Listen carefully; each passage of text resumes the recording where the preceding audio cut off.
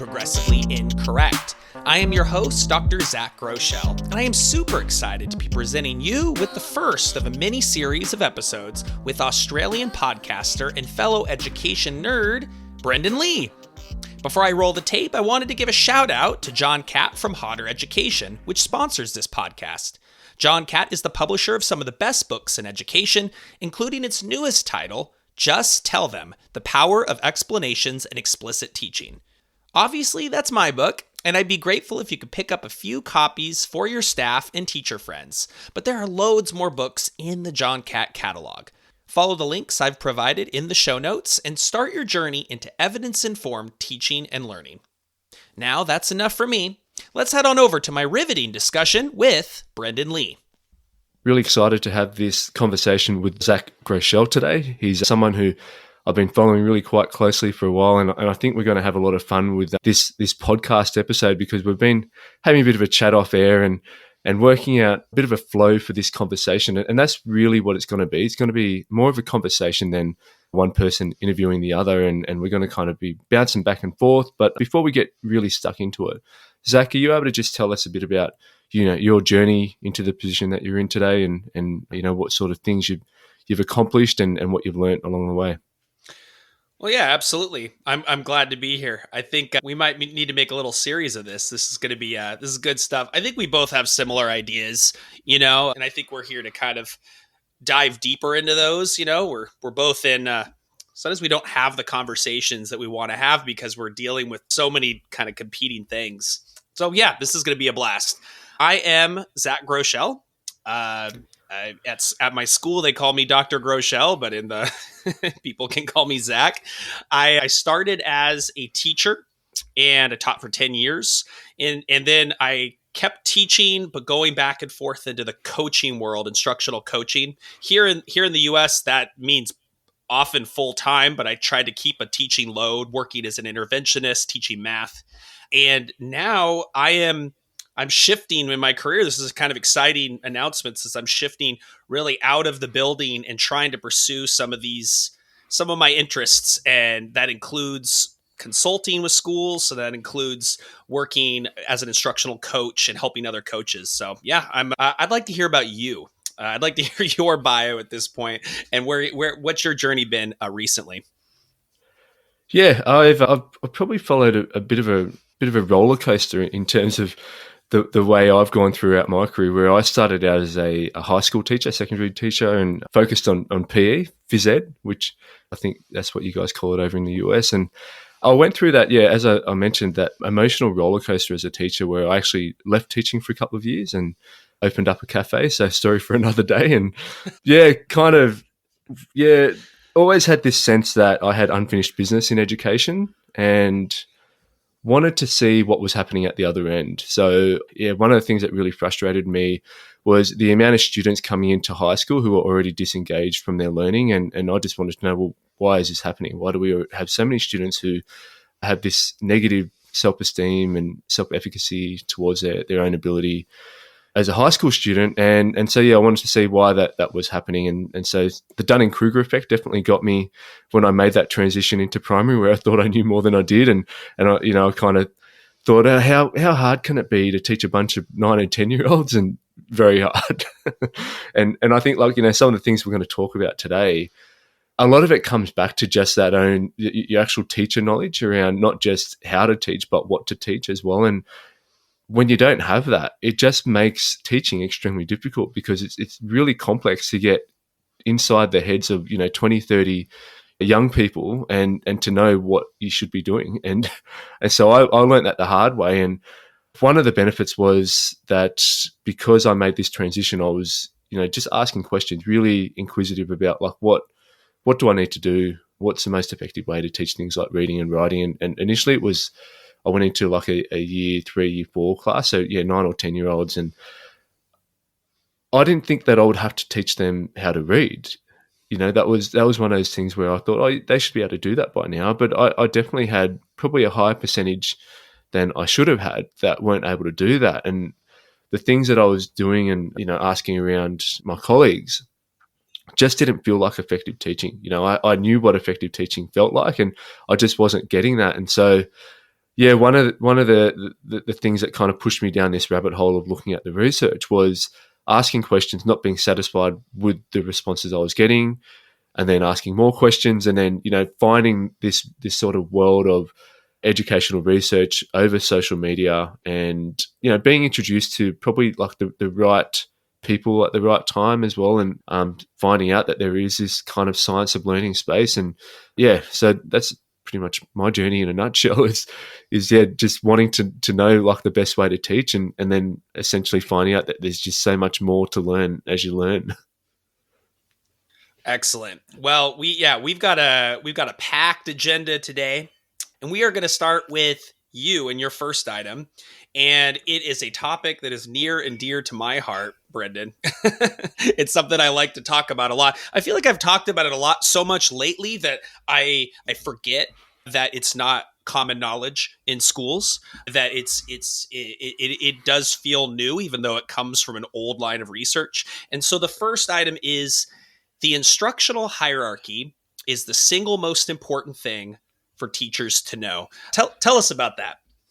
Yeah, obviously, I've played on Dylan Williams' quote a little bit there, where he's labelled cognitive load theory as the single most important thing for teachers to know. And yeah, like for me, definitely cognitive load theory is extremely important for teachers to understand. But when it comes to the instructional hierarchy, I just find that when I have spoken to teachers about it, it's just like light bulbs, for them, because they've actually now been able to work out, oh, okay, so this is kind of explaining why I might use this teaching strategy, and when. And so, yeah, for those people that don't know what the instructional hierarchy is, it was kind of initiated by Haring and Eaton in 1978, and it initially went through like these four main stages of acquisition, fluency, generalization, and adaptation. Along the way, maintenance is also included in there at different stages as well. But yeah, essentially they're the main four that I mentioned, and yeah, like one of the reasons why I find it super useful is because it just makes that link between what the students know and then what the teacher has to do, and it just kind of digs into, in that more granular level of detail, the novice to expert continuum. Well, the novice to expert continuum, I think it makes a lot of sense to people when they're introduced to it. It doesn't really break down what should be happening at each stage. So what should the teacher be doing? What should the learner be doing? How might that look different?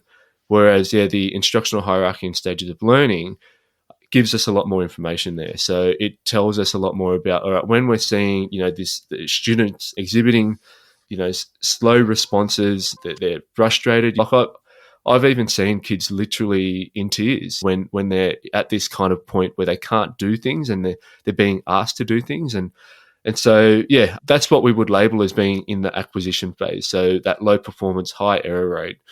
And essentially this is where we need to be using explicit instruction, or those effective instruction principles like modeling, providing examples and non-examples, and demonstrating it, and then going through that guided practice phase where you're providing immediate specific corrective feedback, lots of opportunities to respond, and we're trying to use the information that we're getting from the students to be responsive as a teacher. So we're then working out, right, what should I do next based on the information that I'm getting.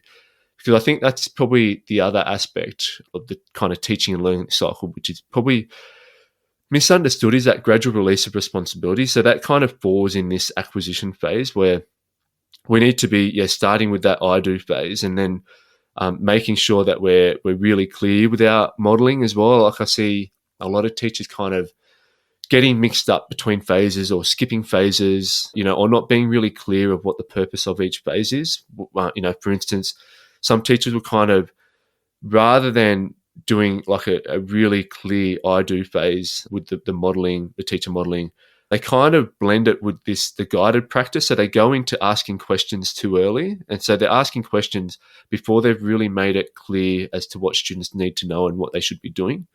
The other aspect as well is, skipping the guided practice phase. So going straight from the I do to the you do, where they're being kind of fooled by those poor proxies of learning, where you've got lots of head nodding happening from students, and so you're feeling good as a teacher. You've done this, maybe excellent model. It might be a live model, or it might be some sort of worked example.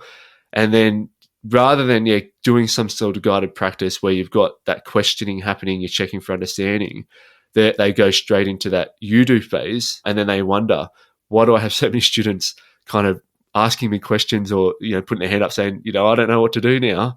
But really, that's just because we haven't gone through each of those phases properly. So I think, that acquisition phase is just so important to understand. Like, this is where students are at, and this is the reasons why we need to be using these teaching strategies. But then also understanding that, like, each of those phases of the gradual release responsibility is extremely important. And while students might need different time, dosage, we might say, a different amount of dosage for each of those phases, they still need to go through each of those phases. So, you might have some students who they need more time in that guided practice phase. So they need more prompting, they need more scaffolded practice, while you have some other students who just need a small amount of guided practice because they've already got that prerequisite knowledge, and they just need a little bit of prompting, and then they can go off into that independent practice. So I think that's also important to understand as well. Like, it's not just a set of steps, but we're going through it and then ensuring that, we're putting students into that kind of next phase of learning based on the data that we're getting from the students. And then going through into that fluency phase, where the importance of the fluency is so that we can take that strain off their working memory, so that when we are asking them to do those kind of things like word problems, the novel problem types in that generalization phase, they're actually able to focus on that task and not be caught up in the first or second step of, like, what's 4 times 5 if we're talking about maths, or being able to decode decodable words and getting stuck there with their phonics. We want them to be fluent in that stuff before we start asking them the kind of deeper, more analytical kind of type of thinking. And then moving into that last phase of adaptation, essentially, like, you're only going to be able to adapt things that you've learned when you've got a really deep understanding of it. If you haven't got a deep understanding of it, and again, this is one of those kind of problem areas where, like, I know that you and I would do a lot in the maths space, or use another maths example where you see teachers, they set up their lesson, they've got the I do, we do, you do in their program, and then at the end they've got this rich learning task, and it's like, well, the students haven't had enough time to develop that fluency in order to get to that rich learning task, but you're asking them to do it at the end, and then wondering why a lot of them get stuck because they just haven't got that fluency and the prerequisite knowledge. So that's essentially why I believe the instructional hierarchy is just so important. And then a lot of the times, like, I do a lot of coaching like you do now as well, and so I'll be in classrooms working with teachers, and in those follow-up conversations, often I'll say, like, this is kind of what I've seen happening with your students, and the reason why you've got this drop off is because you've skipped a phase. And when you kind of explain it to them like that, they're like, oh, okay, that makes a lot of sense now. I actually haven't been giving them that independent practice. And so then when we go to an assessment and they're not able to do it, this is now starting to make sense because I've been holding their hands the whole time.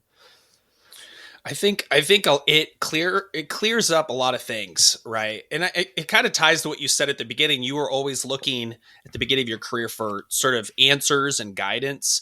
And so you start to get some answers, right? Like, before I encountered the instructional hierarchy, I would have said something like the expertise reversal effect or the guidance fading effect. And I do, we do, you do. Those are great words to have a common language with on their own at schools, but then you get misconceptions, I think, that come out of that, right? Like, for example, that in explicit instruction as a full system, you cannot have creative tasks or open-ended tasks, or you have to wait. Experts are only achieved when they have gotten a PhD in their field and not, in a particular domain. So you can bust out this instructional hierarchy and you can explain how the expertise reversal effect, the I do, we do, you do component in the acquisition, all of these are part of this bigger system. And I think because of it, some of the sort of behavioral underpinnings like that come from like Amanda Vanderheyden, for example, you can really relate it to to assessment, right? Like, I need to observe from student responses. It can't be some loosey-goosey kind of thing. I need to know that they learned it, and before I can move on and proceed. I think you're right. It is a very important thing. I don't know if Dylan William, I don't know what his thoughts are on that. But As you're rolling this out with teachers, what are some of the common questions they have, or maybe even misconceptions to develop after you've sort of started to embed it? Yeah, good question. I think like where it can start to get tricky is like ensuring that teachers really have a clear idea as to what the goal of each stage of learning is. So at that acquisition phase, the goal is that we want them to be accurate and be able to repeat that accuracy without any assistance. So we need to get to that first. Once we've got to that, then we move on to that fluency where the goal is then to maintain that accuracy, but now we're trying to increase the speed. And so, yeah, understanding this just means that teachers are then able to work out, all right, this is kind of like that, if we're going off like a checklist, like these are things that we've got to get done first before we can move on to that next stage. I think that clears up, a lot of the questions that I get around what to do. Where it starts to get, I guess, a little bit more complex can be when you start to look at assessments and understanding, like if we're looking at words correct per minute or digits correct per minute, understanding how to use that sort of information and make that useful for you in the classroom. But again, to me, that's one of the great benefits of the instructional hierarchy is that we've got these measures that can tell us a lot about what the students might be experiencing and what we can be doing about that as well. Here's a question. Maybe you have the answer for me, and I have kind of a general one, but I'm not sure about it. It's like with math and for beginning reading, I can tell you what fluency looks like, right? And we're talking about a difference in set size from acquisition to fluency, right? You're in acquisition, we're talking about maybe there's many whiteboards, maybe there's just one problem at a time. We're going back and forth, we're in guided practice. You get to fluency and you're like, these are drills, right? These are larger set sizes. You're supposed to delay your feedback a little bit because you want to give them more opportunities to solve problems than you would on the carpet or at your desk while the teacher's managing the learning. What does fluency look like when we're talking about history or science, where we're talking about content knowledge? We're in a more dialogic setting where we're sort of having discussions. I'm curious, what are your thoughts on that? Yeah, it's interesting, isn't it, when you start to look at the different fields? And I think like it can get more complex when you look at those different areas, because the kind of foundational concepts are probably more difficult to break down. And essentially that's probably what it comes down to more is just when we're talking fluency, the main ones that we need to be talking about are those foundational concepts. So like the prerequisite bits of knowledge, so the things that you're required to do. When you're looking at, science or history, really that's just knowledge, isn't it? And so if we're looking at like whatever the concept is or the unit of work, what is the bits of knowledge that if they would fluent in that stuff, and whether it's definitions or like concrete understandings of certain concepts, it would be more about them being able to recall those bits of information fluently so that then they can start to analyze things and critically analyze and deconstruct things in that sense. So yeah, that's kind of the way I think about it. So probably, more comes down to the core bits of knowledge that you'd focus on for fluency. But yeah, then like there's other fields. So like I mentioned before, like my background's in sport. And so for sport, like there's a lot of kind of those foundational skills that you can develop. And so every time we start to think about like what things do we need to be fluent in, if we refer back to like sporting analogies of like if you're playing soccer, like what are the things that we need to be fluent in? It's, dribbling, kicking a ball, being able to stop a ball, those sorts of things. And so they're where we're going to spend more time on fluency, provide more practice opportunities on. What are your thoughts on it? Yeah, I fear if we're not clear with this, that just like you said, that in the I do, we do, you do sequence, that people often skip the we do. I feel like in the whole instructional hierarchy, we could be skipping fluency. I feel like that is the one to miss. We're going to get teachers who understand kind of, I'm going to stand and deliver, I'm going to teach interactively. And we miss out on the practice. We miss out on the huge amounts of practice of really smaller chunks of sometimes even atomized or isolated knowledge, that we just need them to really know it, and it fast too. We need to not have them sitting in their thoughts about it. How do we communicate that better is my only thinking. The sports analogies always work, because for example, I love basketball. With free throws and acquisition, I'm going to correct every free throw that you're taking, because I don't want you to start embedding, a certain form that I don't like. But with fluency, you're going to be sitting there like Shaquille O'Neal. You're going to be hitting a ton of those free throws, right? And then I guess when you go to generalization and adaptation, now I'm trying to mess you up, right? Now we're talking about the game, and when the game is on the line, what kind of things might be going through your head, and how can we put you in a high pressure situation, and so on. Yeah. Yeah. Yeah. I think it's a key thing to think about, and like one of my other things I'd like to talk about later is just around that learning, designing learning, and just how complex it can be. And when we do kind of think really deeply about it, there's just so many like factors that we need to be taking into account. Look, we could probably talk about this all day, but I think it's probably something that we'll have to keep coming back to, the instructional hierarchy. And and I think toying with this idea of, when we are designing learning and planning for it, that we do think about each of those spaces as well as to what we would be including. All right, let's get on to your first one. Intrinsic motivation is a lofty goal but can't be depended upon. Nice. Let me explain that, because this is one of the things I think has some intrinsic motivation is important, right? And a lot of us are intrinsically motivated to do things. And I'll define that as doing something for its own sake, right? When I think of a list, though, of the things in my life that I do for their own sake, and remember, we are sitting here and we're pretty successful people compared to a lot of folks who have disadvantages, who are struggling, right? With me, I have an advanced degree, right? I have a nice house. I have I have kids. I'm having a great life, and still very few things end up on my list in terms of something I do for their own sake, right? I do things for money. I do things for approval. I do things for a wide range of reasons, often not in the, not because I'm intrinsically motivated, but because there are external factors that are pulling me to do those things, right? And I think we just kind of have to be real about that in education. I think that a lot of students come to us, and if they already do something for its own sake, giving them a reward or a sticker may be counterproductive, right? Now we're putting, I did this because I wanted to, thanks for this. Maybe that's going to start making me want to do it for that reason, right? But goodness, not everything is like that.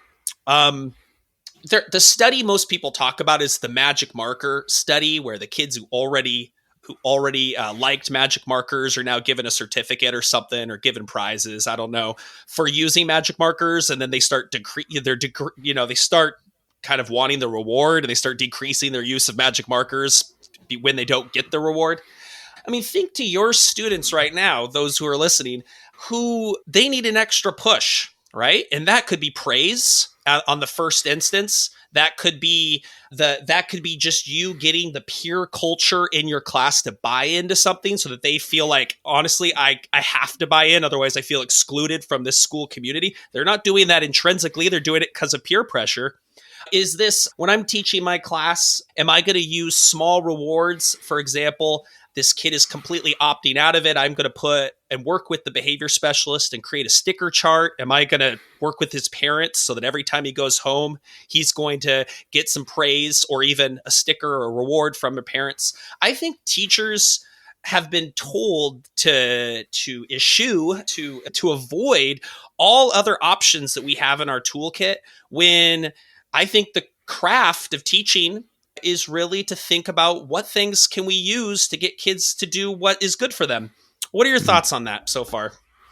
Yeah, I think you're getting at one of the real key points of motivation, and it can be quite nuanced in that approach and understanding of it, because often we have this kind of, we've got the rose-colored glasses on, and we wish and we hope that everyone would just be intrinsically motivated to do things. And like, I think this also comes back to that point around like autonomy of student choice and student voice, all those things which sound great in essence, but essentially like when we're looking at how do we get students to make the right choices, they're not often going to have the right knowledge or the necessary knowledge to be able to make the right choices all the time, unless we are able to teach them how to do that stuff, or why something is important. And it, like, we've got 20, 30 plus kids in our classrooms. They're all bringing all of this other background knowledge into our classrooms as well. And if we're not somehow able to kind of bring it all together, it's essentially impossible to get to what everyone's intrinsically motivated about. And it's kind of almost touching on like learning styles as well. If we wanted to really get to everyone's intrinsic motivation, look, what else do you have to say about it? I like that. Right now, we might even go down the route of like all these passion projects. Right, you get into the world of if everyone is doing something that they want to do, they'll all be intrinsically motivated, and it will just be wonderful. But I have a pretty popular post on my blog about what we used to call genius hour, what we used to call like kind of passion time or whatever, 20% time, where the school I was at sort of brought this in and everybody worked on projects that they were supposedly passionate about. And so many things that were unintended came out of that. You saw a gender divide, a stereotypical gender divide where boys all chose soccer, girls all chose sewing and knitting and things like that. So they weren't pushing themselves to do things that they otherwise wouldn't have encountered had we crafted or curated the curriculum in a certain way. Their behavior was not good. We tried, we put them in small groups with teaching assistants, and the teaching assistants were not master managers. And in those groups, the kids kind of took over. And a lot of times it was just wasting time. I have a picture of one of the girls' products. She spent a year essentially doing a bracelet that my daughter, who's 4 years old, could do in like 15 minutes, right?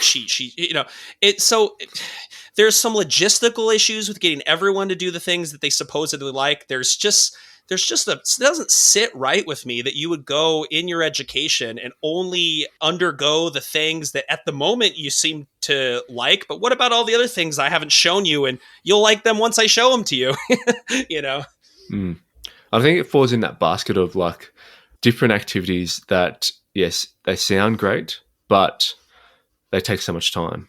And so if we have unlimited time, it'd be great to do these passion projects. But I like the point you're making there as well around how it's actually increasing the divide as well between those that know and have versus those that don't and don't know, where if we went down the avenue of a knowledge-rich curriculum where we're building knowledge on knowledge year on year and we're more purposeful with the sequence of that knowledge, we're now, decreasing that gap, and we're ensuring that all students are actually able to engage with bits of knowledge that are important for them to have access to.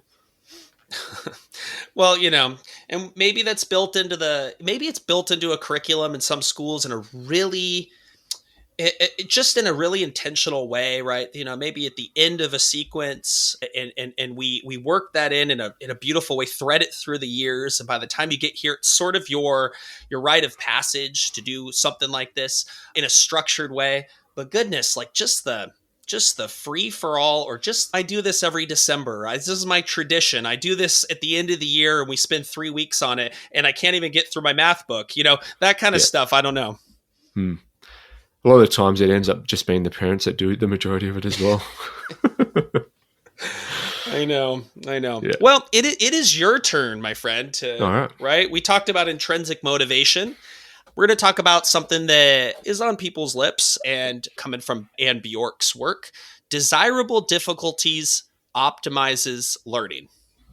Yeah, you're right. It's definitely at the forefront of a lot of people's thinking, and here in Australia, like the language of daily reviews is pretty common language, which is excellent. A lot of teachers do now have that knowledge around the importance of retrieval practice, but like you see with a lot of things that are implemented often when it's first implemented, it's just something which is done. So if you talk to a lot of teachers, they're like, yeah, we do daily reviews, but the way that they do it is not necessarily optimizing learning. So yeah, like most of the things that they would be getting their kids to do, so whether it's like off slides or some sort of do now activity, majority of it, I think teachers are understanding the importance of like retrieval practice being pulling information out of heads rather than putting new information in.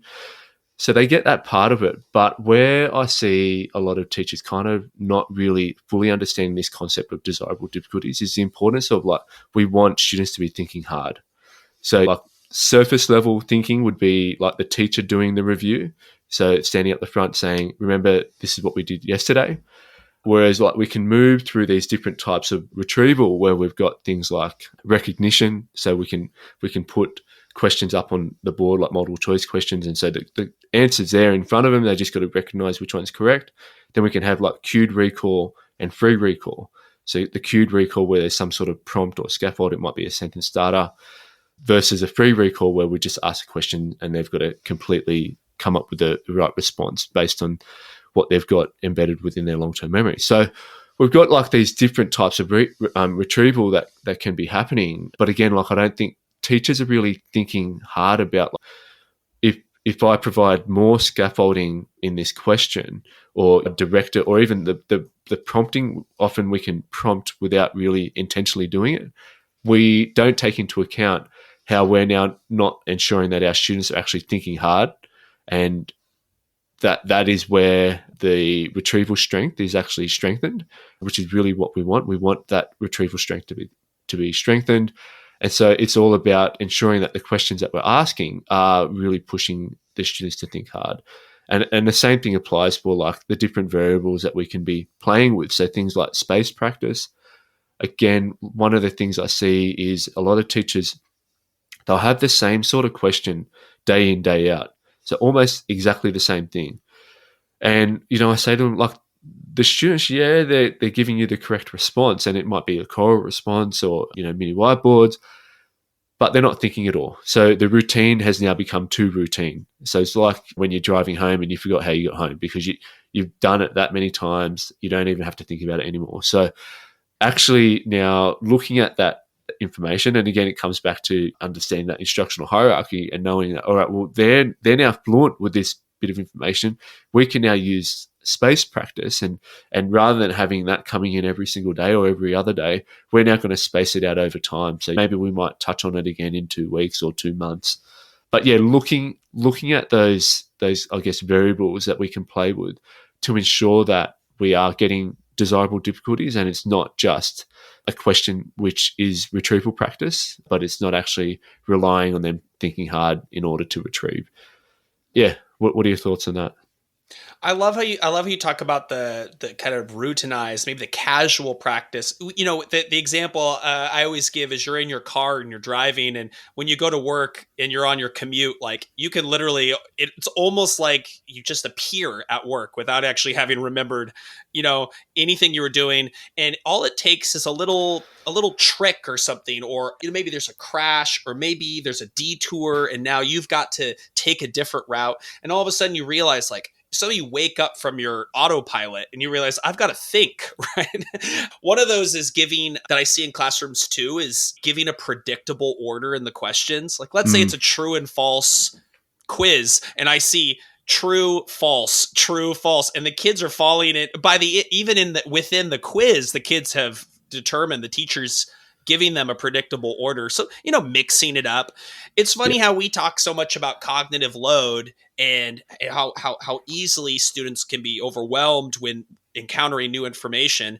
But within the sequence and thinking about the hierarchy of learning, where is it that we're going to start to trick them? Where are we going to start to give them things that really require them to use their knowledge in a new way, I think is so important. You also mentioned something about how you see teachers give the same question every day.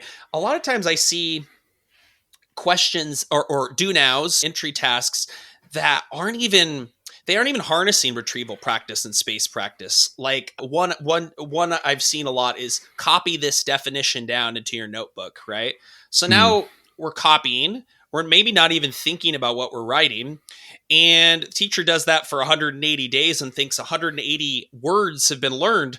No, right? They were just, it was sort of like they were studying and not retrieving, right? They were just perceiving or highlighting with their mind what it was, and they weren't actually doing the hard work of pulling it out of mind.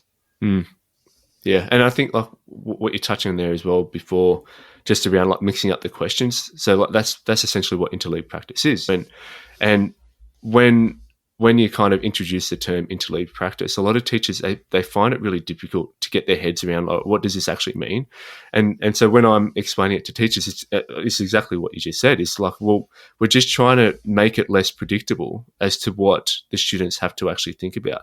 So even if it's like the students are used to practicing their times tables in order, so like 1 times 5, 2 times 5, and they're used to doing it in order, like interleave practice can be as simple as just change up the order.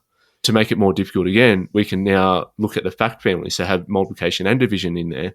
If we want to go completely rogue, we have complete mixed set of multiplication and division questions. This is now, it's all increasing that difficulty that students have to be thinking.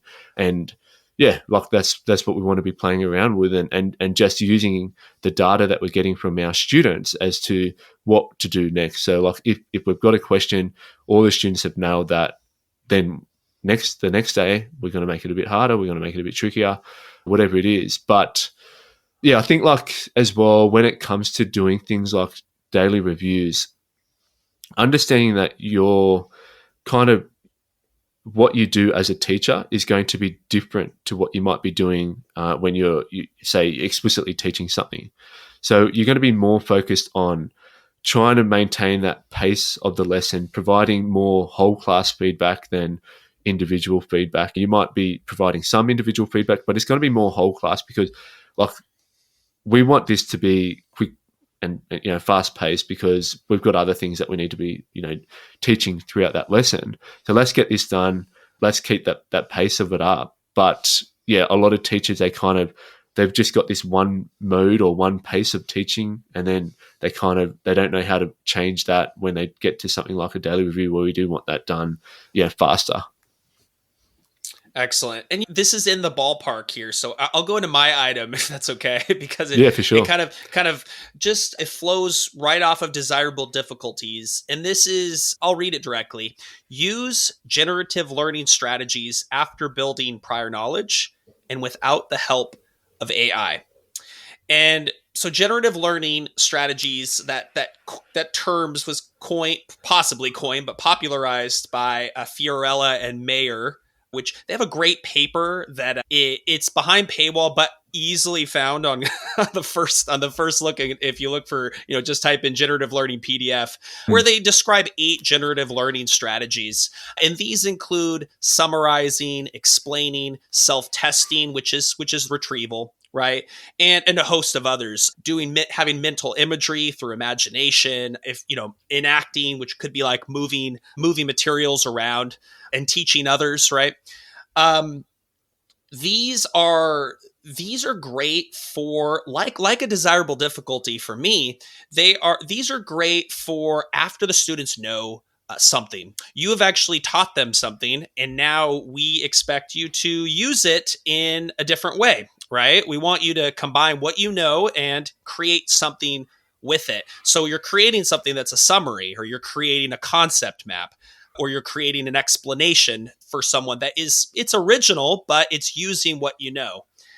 The thing that I'm worried about here, and why I wanted to point out, is that in the age of AI, where you can ask ChatGPT, hey, give me a summary of this, or explain to me this, or make me a table of this, that it may be human nature to not undergo that mental work in order to offload it onto a technology like AI, and then you're not benefiting from the whole point of these cognitive principles. You're essentially allowing someone else to do the thinking for you, and that whether or not it's accurate is kind of irrelevant. The machine is doing it for you, and you're not retrieving, you're not organizing in mind, you're not summarizing, you're not explaining, you're just reading now. And I'm afraid, Brendan, what do you think? Yeah, I think it's a great point that you're making there. And one, I honestly hadn't really thought about how AI could impact on things like this, but I'm sure, there would be a lot of students and possibly even teachers who are moving towards or not really thinking about the impact that AI could have on learning and thinking hard. So, firstly, let's get into the nitty-gritty here. So how would you actually ensure that students and teachers aren't using AI for things like this? And then secondly, how do you think we can, what's coming back to your first point of intrinsic motivation, what's in it for the students? Right, because the extrinsic reward or the extrinsic motivator often is just to get your work done, right? I just finished a book, right? I just finished a book about explicit instruction and explanations, and I had several moments where I thought, I'm not going to use AI to refine it. I wonder if this could write this whole paragraph for me based off of a very vague idea that I have for what it should say, right? And I am at a point in my life, and I'm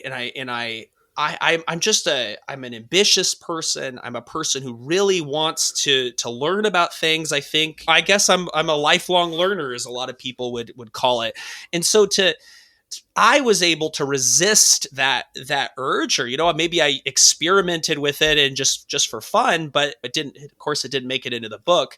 But that draw is so hard to resist. And I wonder about teachers using AI to plan lessons where they don't do the thinking and they just follow it. I think of the students, this is going to be more secondary maybe, but the students going home, taking their material and going, can you just tell me what it says? And can I just read it once? And then they have this perception because they recognize some of those things, that they know it, but they don't really know it in terms of they couldn't explain it to you themselves. They haven't internalized it. I think I have ways for people to use it, but it requires some really diligent planning and realizing that if I want to know this, I've got to do it myself, and then I can maybe use AI to refine it or to check my understanding. Yeah, that's interesting. And so coming back to the main point around generative learning strategies, how have you kind of gone about implementing generative learning strategies in the classroom and making it an effective tool for both teachers and students? Yeah, I find teachers really like it because I like to talk about practice. I like to, show videos of people achieving their goals, and you think how much work went into it, what was under the surface, right? But when you have when you have 8 different ways a student can manipulate the material, and that could promote generalization to kind of different situations and different contexts. It's really helpful. It's an easy way to explain these are opportunities once they know something, what they can do with it. And I think there's some heavy hitters here. I think summarizing, explaining, and self-testing are by far much more. You're going to find those in many more classes, right? Explaining, we're talking about turn and talks. We're talking about everybody writes, right? Self-testing, we're talking about brain dumps. We're talking about remember 2 things from last lesson, right? Some of the other ones I think are maybe a little bit less useful. Teaching, for example, the last one, to have a student really prepare to teach and then have the other student actually assume the role of a listener and asking questions, and that's tricky. I think maybe there's some motivational aspect of that. Like if I'm going to have to teach someone else, I better know what I'm talking about. But I think that's maybe a little bit have a lower utility on my list than those other ones. Yeah, it's certainly like a good way to think about how we might be able to provide the desirable difficulty for different students. Okay, so you might have the same sort of question, but then we might ask for one student, I need you to explain this, whereas another student, like, just give me the definition of this. And purely doing that, it ensures that we're able to kind of push students at the kind of level of thinking that they're required to do. And, it's funny, like, we have some uber trad people, right, who might not find any of this very interesting, right? Really, it's just I model, you repeat, and we're sitting in that realm. But for me, this is where you get kids to really show you what they know. I think it's useful, and I think it needs to be embedded, of course, after they know something. After they know something, they should use their knowledge. Yeah, it's a good point there as well, because you'll see a lot of teachers using these strategies before they've actually taught their kids the knowledge that they need to have. Perfect. Well, I'm excited about your next item. It says, and you're gonna answer this so beautifully, I can already tell. Attaining and retaining attention is easier said than done. Yeah, so one of the key kind of science of learning principles comes from, Willingham's simple memory model of how, memory is a residue of thought. And, Stanislas Dehaene, he also labels attention as being one of the 4 pillars of learning. So we know that attention is extremely important. It's also been described as the currency of learning. But where we can kind of really get confused or caught up is the misunderstanding that we just need to get attention. And so that might be, using some of those cognitive load principles that we've learned about, minimizing the amount of distractions. But I think like the aspects of firstly attaining attention and then retaining it require a lot more understanding about some of the things that you've already spoken about in terms of the motivation. So having the right classroom culture with the social norms where we value what is actually happening in the classroom.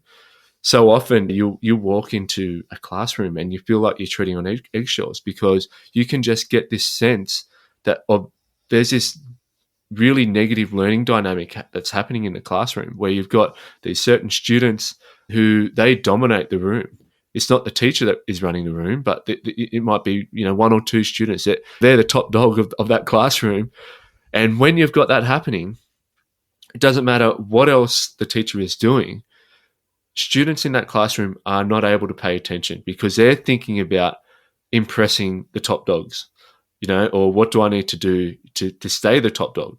And so all of a sudden it becomes a lesson not on what the teacher is intending it to be on, but it is on entertainment, essentially. So getting that part right is so difficult when, again, one of the undervalued kind of aspects of education is how much families actually value school-based education.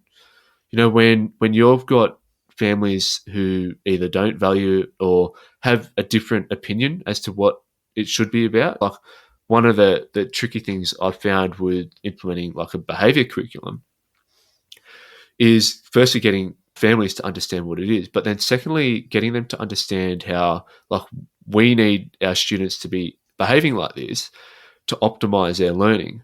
Because otherwise what will happen is they're not able to pay attention. Okay. And so if they're not able to pay attention, whether that's because they've got other diverse learning needs or whether it's just because they believe that school is more about just babysitting and the kids should be able to have fun whenever they want. Yeah, like it can just get really complex. And so coming back to why we need to be focused on attaining and retaining attention is because then we start to understand like the importance of having routines, having, taught those behaviors, understanding like the importance of the actual student motivation and their understanding of like metacognitive strategies, self-regulation, the importance of the teacher having the right attitude and expectations. Like the Pygmalion effect can come into it here, where if the teacher believes that they've got a class that is either misbehaving and naughty or low achieving, well, the students are going to actually live up to those expectations. So all these different things like we need to be taking into account. So getting attention and retaining it is not just as simple as your slide design or like the words that you're using, but there's a lot more that comes into it. Yeah. What are your thoughts? Man, and you gave me some bad flashbacks a little bit too. Well, You go to a class, some classrooms, like you said, and the teacher is in a really bad spot. They've suffered now 4 or 5 years, right? Maybe in this school, with having been ridiculed day after day, with having been told by hundreds of students that their subject is dumb, that learning is beneath them, that this is all just a joke, and the teachers just, like you said, you could kind of go two ways. You could kind of just keep on trying, and you're fighting against a school-wide culture problem that is sort of beyond any teacher's ability to change on their own. Or you go into the realm of, right, okay, today we're going to turn Shakespeare into hip hop, and now you got kids jumping on desks, and it all turned out, nobody learned anything, and it all turned out way worse than you ever imagined. It is tricky. And this is why, when you said the school-wide behavior curriculum, tell me more about this, because this is something that I think took off in the UK. Hmm. A lot of it may be in like the behavior hubs associated with Tom Bennett. And then I've seen in the Twitter stuff and the conferences, it kind of being talked about in Australia. So what is a behavior curriculum? Upon reflection, it's one of those things where I feel it could probably do with a bit of a makeover. Where often, especially like when we're talking to the community about it, where behavior often has this like negative connotation towards it, as in like parents thinking about like the strictness, or like where we're like implementing some sort of military or prison like routine and system. Whereas in actual fact, it's just about setting our students up for success. So it's understanding that if we haven't taught our students anything, whether that is academic or behavior, then we're actually not teaching them effectively.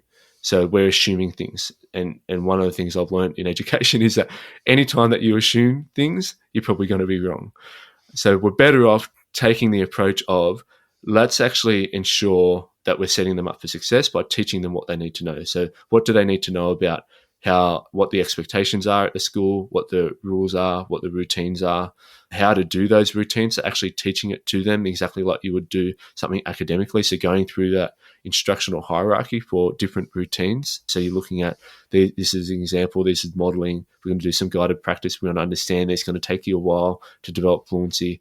All of those different things that we do for academic topics, we do the same things for teaching them routines. And so, yeah, what I've implemented at my school is actually breaking down like, what are all of those different rules, routines, expectations, what exactly are they precisely, having a shared language across the school, an understanding as to what that should look like, and then teaching it to the students in a kind of sequential manner, and understanding that it's going to look different for students in their first year of school versus for students in their third or fourth year of school, and how we might go about changing that sort of instruction. But yeah, I've found it to be extremely helpful, not just for the students, but also for the teachers. And while it's not like a quick fix at all, it's not something which you can implement and then the next week everything's going to be smooth sailing. But it's just having that understanding that as a school, this is the approach that we're taking. As a school leader, I know that I can go across different classrooms, and I know these are the expectations that each classroom should have.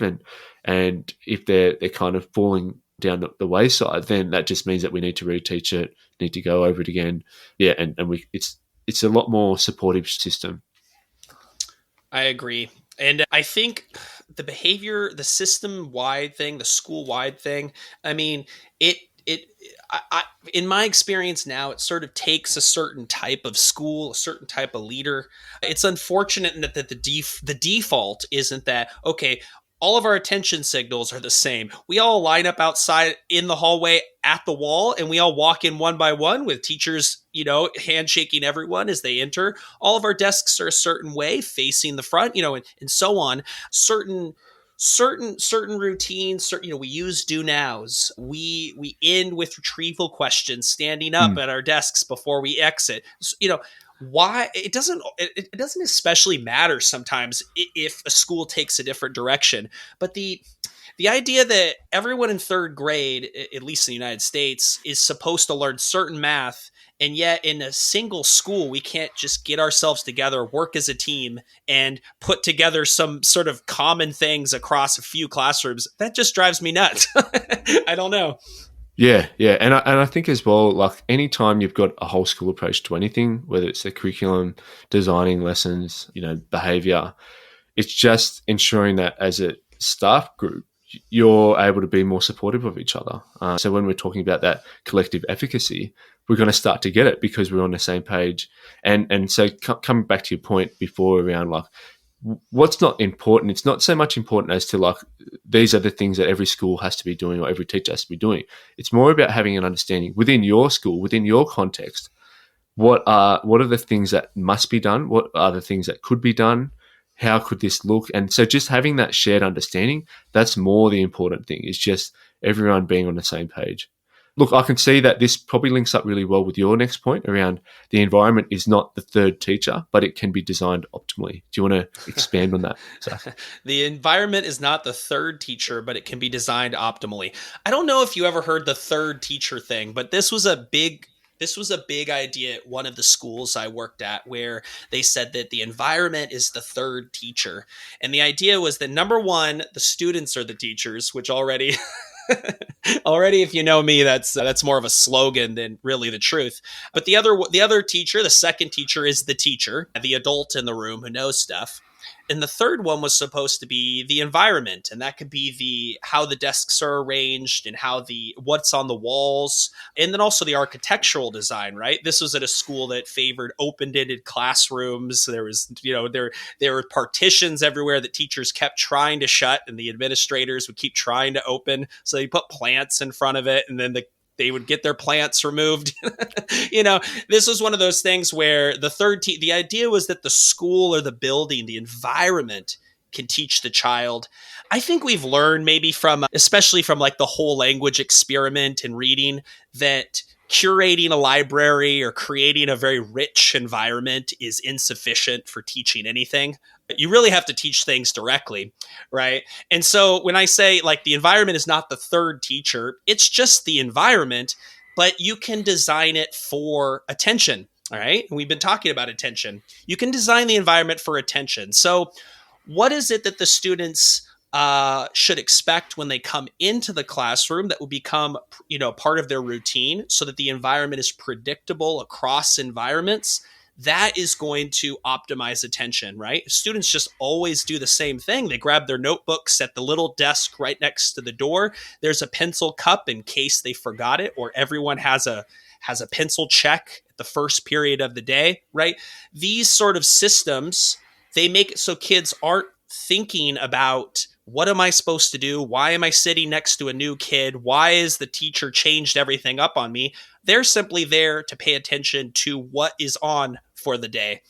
And there's so many good examples, right? Thinking about noise, right? And how noise is going back to the 70s. There's a great experiment in New York City where the students who were on the side of the subway learned less than the students that were on the quiet side of the building, right? But, is my door open and there's noise? Are there interruptions in terms of the PA system is constantly going on and the teacher can't teach, right? The phone, I've been to schools where the phone was always ringing every single period. How can we stop that so that teachers can teach continuously, students can learn continuously? You can optimize the environment to sustain attention. It's just you can't rely on it to teach them. But guess what? The teacher has to personally bring it to the students.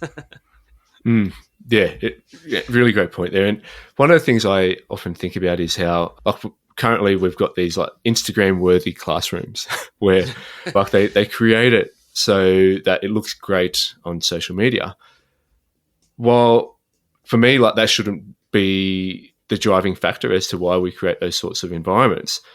A lot of them can actually be designed quite well if they're minimalistic in their design. And I often think about like how hospitality, so cafes and restaurants, they get this aspect so right when they do it correctly, because they take into every aspect. They take into account every aspect. So the way it looks, sounds, the colors, the makeup, the room layout.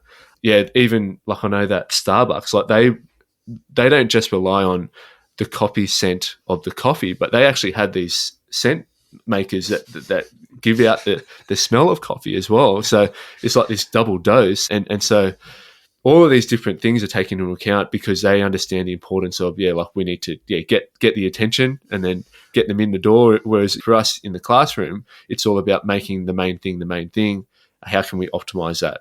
So I like how you've highlighted the importance of the environment. What else have you learned about the environment, and other tricks that we could kind of use to optimize it? Yeah, I mean, there's been a lot of talk about displays, classroom displays, right? I think number one, over anything, before we even get into the small amount of research around classroom displays, is that I don't think teachers should be spending their weekends doing stuff that's not part of the core mission of their job, right? Yeah, So whether that's marking huge piles of books instead of just sampling a few books, or if it's doing huge data drops where you're supposed to input redundant data that doesn't make any difference to learning, or if it's being under the impression that your classroom has to be the prettiest classroom or that you're supposed to change your displays every week or every 2 weeks. I think this is a workload issue that could easily, it's just an easy win for leaders to just take it off of the table of teachers and say, hey, at this school, we do the displays for most of the classes, or we don't have displays. We took down the bulletin boards and they're mostly just clean walls, But there's a small amount of research showing that, especially in preschool classrooms, they've done this, that kids are more inattentive, less focused when the classroom is busy compared to when the classroom is more plain, right? More minimalistic. And I think, me as someone with ADHD, my office is a place where the minute it starts to get messy around here, it's what is on my mind, right? It's a thing that occupies my thoughts. Is what is that? And I need to get rid of that before I can do anything. But then when I'm cleaning it, I'm not doing anything. So then I feel bad about it. So I sit in kind of this limbo all the time, right? I wonder about kids being in classrooms where there's just lots to think about. There's a lot of things behind the teacher that are more interesting for the child than what the teacher is saying. And there is just a lot of stimulation, like visual clutter, that for our kids who are easily overly stimulated, easy win, just clean it up, right? Don't have it in the classroom. Make it look nice and sparse. I mean, I think you agree with me on that. Oh, yeah, definitely. Yeah. All right. So we've got one more point each to talk about today. And then we've basically unpacked everything that teachers need to know about the importance of how learning happens and what we can do to optimize that. Okay. It is yours. And so I will read it. Okay. I'm excited. It says, and I'm intrigued by this one. Yeah. Designing learning is more than just sequencing concepts in small steps. Yeah, so obviously one of Rosenshine's key principles is the importance of sequencing concepts in small steps, and I 100% agree with that. But the point I'm trying to make here is just around the importance of the preparation and the planning phase of teaching, and how often we'll talk about like responsive teaching or adaptive teaching, I think is a term that is being used a lot now as well. And what these different terms are essentially saying is that the teacher should be responding to the information that they're getting from their students in the classroom through doing things like checking for understanding and providing opportunities to respond. Again, 100% agree with that. Extremely important so that we can know what the students know and then be guided as to what teaching strategies and tools we should be using next. However, where it gets more tricky is that it is extremely complex to do that stuff on the run live in the classroom. When, you've got all of these competing factors which are taking up your own working memory as a teacher. And so to be able to do that requires a high level of skill and pedagogical content knowledge, which I know that a lot of teachers don't have, particularly in the primary space. I'm pretty sure you've got a similar issue in the US as well, where, our teachers aren't getting set up for success through initial teacher education. And look, really, it would be hard to provide teachers with all of the pedagogical content knowledge that they require, even in initial teacher education, even if you got it right. Because, if you were to learn everything that you need to know for all of the years for primary school, for every subject, that's a lot of knowledge, and so hard to gain. All right, so let's get that out of the way. All right, but if we do plan and prepare well, it means that we can be more responsive in the classroom. And so what are the things that we can do? We can do things like preparing what our sequence of examples and non-examples will look like, being really precise with what they are, so that we've got minimally different questions, and trying to highlight the different aspects that need to be highlighted. So common misconceptions, prerequisite knowledge, ensuring that we are really purposeful with the questions and when we ask them. What I see happening a lot is, teachers will learn about the importance of asking questions and checking for understanding, but then they ask too many questions and check for understanding too often. And so all of a sudden, the flow of that lesson just dies. There's no flow. Teachers feel like they've got to ask every student a question. They've got to include all of them, when we could be more strategic with the type of question that we ask, the type of response that we get, so that we get the information that we need faster, more effectively and efficiently. Being prepared with what sort of prompts and scaffolds that you're going to use, if you're going to have some sort of extension questions, what they're going to look like, understanding what language might trip students up, and being prepared to having deconstructed that beforehand as well, so looking at the synonyms and examples and non-examples, how students can use that. And then, if we're going to have some sort of procedure that needs to be taught, so whether that is something like an attack strategy in maths, schema-based instruction, or self-regulated strategy development in writing, whatever it is, and you've got some sort of scaffold. Okay, so if you're going to provide a set of steps, being really clear as to what that procedure is, so that you can get the most bang for your buck early. So essentially, we want to have some sort of procedure which is transferable.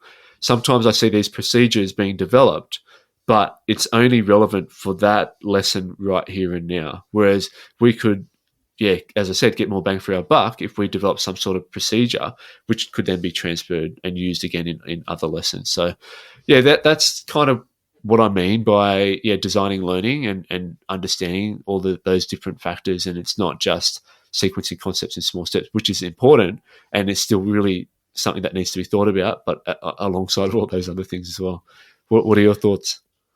Well, I think you're tapping into something that is a big question that I wish we could talk about more without being offended, which is that whether teachers really should have to design all of their materials from scratch, whether using programs isn't a solution to this problem, because like you just said, what you described is very complex. It takes a lot of work. If a teacher is trying to do this on their first cohort of students, they're sort of experimenting on them, right? They're sort of the guinea pigs. And there's no guarantee a lot of times that the teacher will have kept copious notes on what they did or really kind of logged all of their stuff in the right way. So the next year, we have this partial sequence that it may be partially well designed, and now we're adding to that and we're testing it again, right? And I understand that some of the best programs are not available to every subject and every school leader. I kind of want to pose this to you a more of an idealistic, in the perfect world, do you think teachers are designing their materials and their instruction, and to what extent?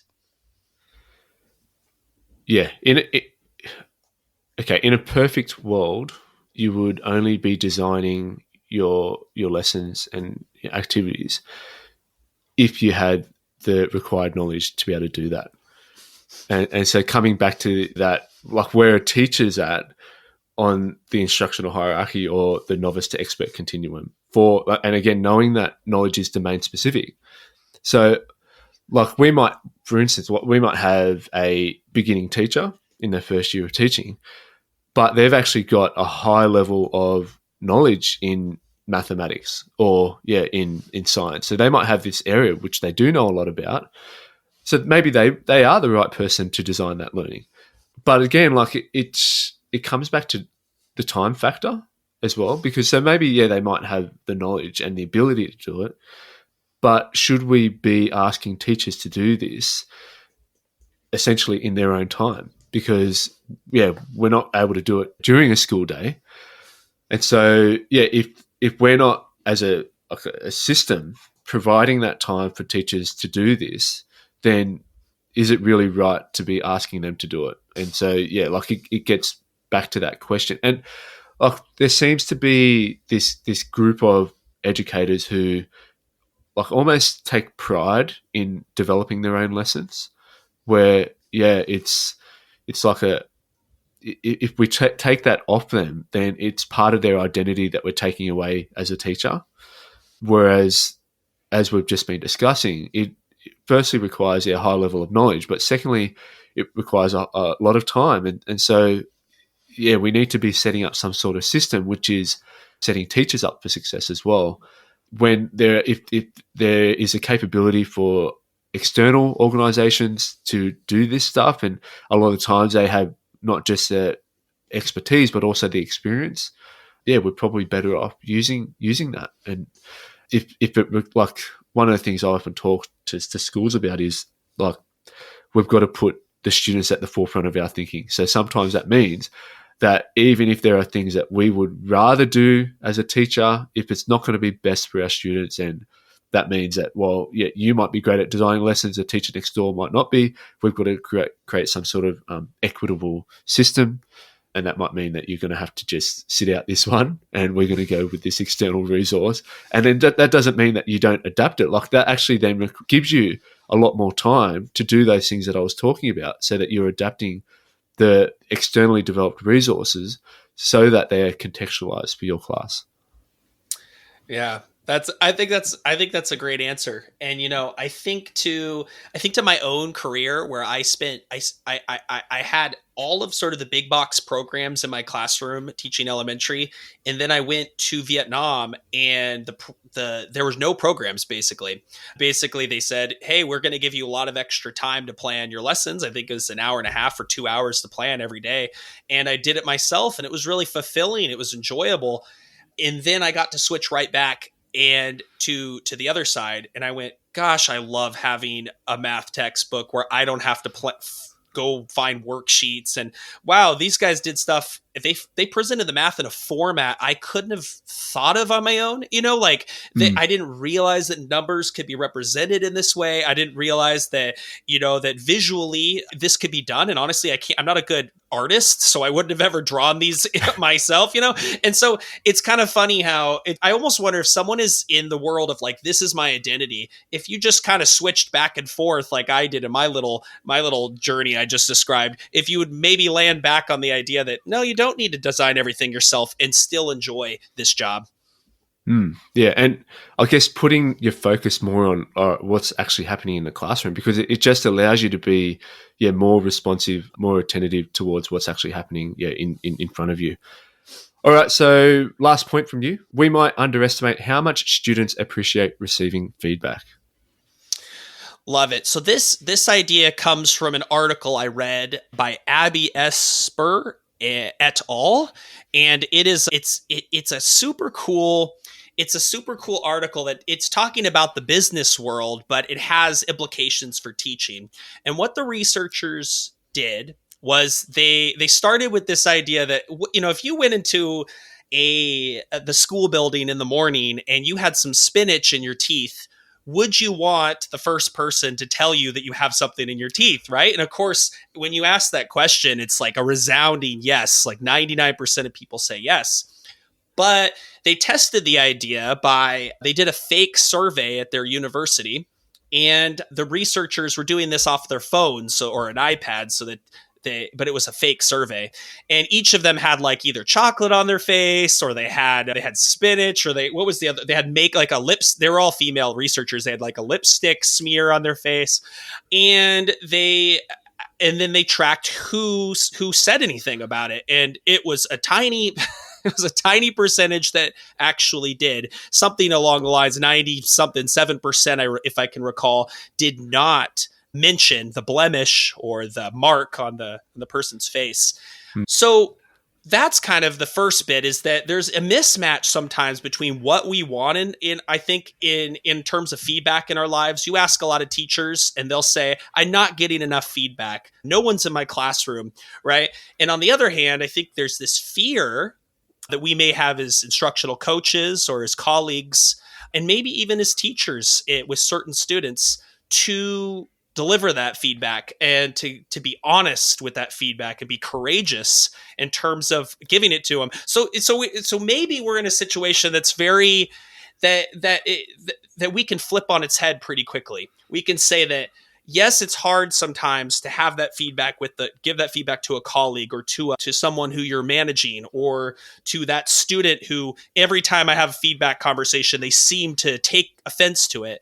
But also maybe thinking that I think as humans, it's possible that we do want that feedback regardless of our actions afterwards. After that feedback is received, we may actually appreciate it too if it's delivered in a way that is in a way that's gentle, of course, with feedback. And I talk mostly about adults too, but it has implications for kids. What are your main go-tos when you start thinking about feedback in the classroom?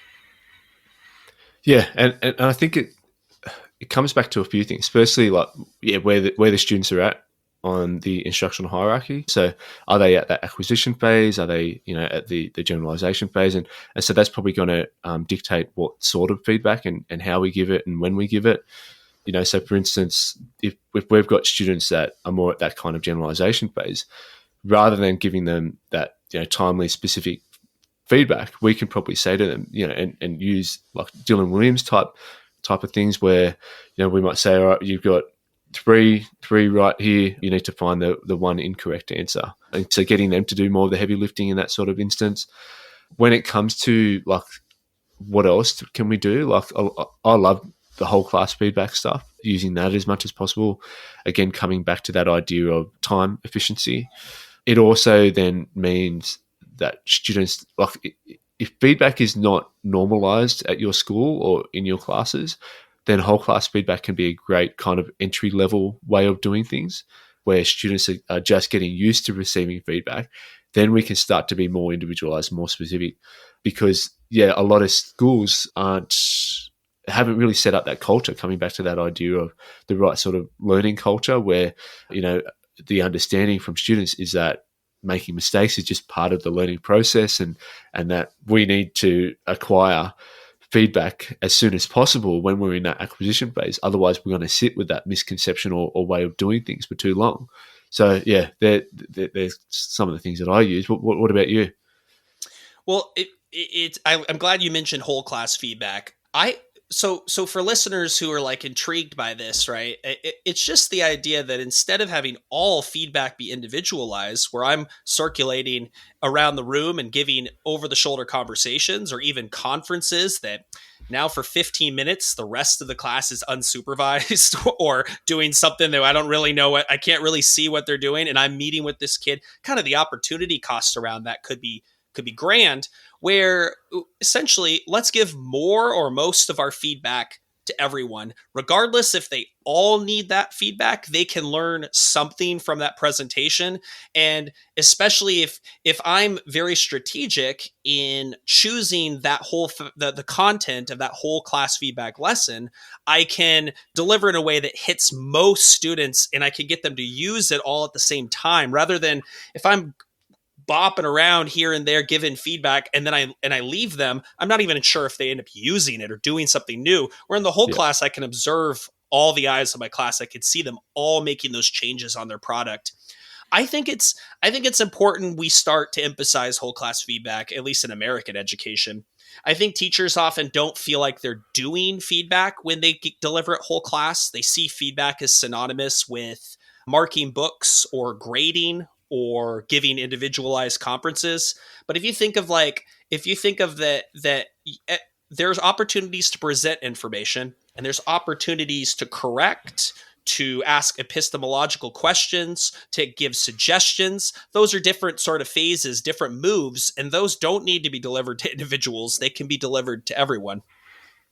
Yeah, great point. The other one I just wanted to touch on as well was something my friends Russ Fox and Karina Stocker, they always talk about the positive feedback loop and just the importance of, like if we are going to provide some sort of error correction, we then provide the students with an opportunity to then follow up with that error correction, do it correctly, and then give them that positive feedback at the end of it. Often what will happen is we'll give the feedback and then hope for the best.